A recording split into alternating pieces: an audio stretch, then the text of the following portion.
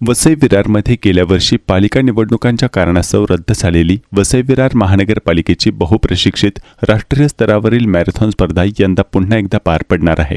नुकत्याच पार पडलेल्या महासभेत या 13व्या महापौर मॅरेथॉन स्पर्धेच्या 3,96,00,000 रुपयांच्या खर्चाच्या प्रस्तावाला मंजुरी देण्यात आली आहे।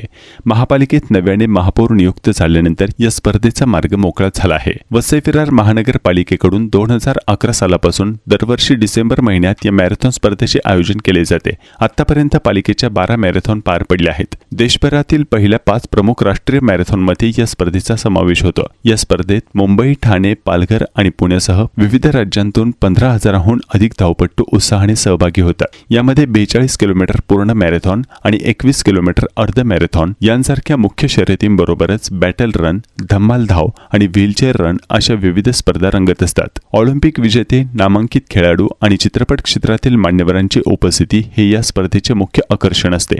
2022 ते 2024 या काळात महापालिकेत प्रशासकीय राजवट असल्याने ही स्पर्धा वसई विरार महानगरपालिका मॅरेथॉन या नावाने घेण्यात आली होती।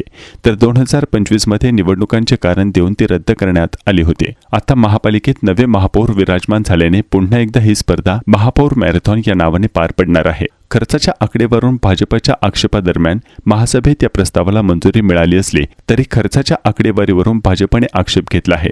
यापूर्वी ही स्पर्धा कमी खर्चात होत होती। तसेच प्रस्तावात मागील वर्षीच्या खर्चाचा स्पष्ट उल्लेख नसल्याची टीका विरोधी पक्षनेते मनोज पाटील यांनी केली। यावर महापौर अजू पाटील यांनी मॅरेथॉन स्पर्धातील सर्व माहिती उपलब्ध करून देण्याचे निर्देश दिले असून सर्वांनी एकत्र बसून त्रुटींवर चर्चा करून निर्णय घेण्याच्या सूचना महासभेत दिल्या आहेत।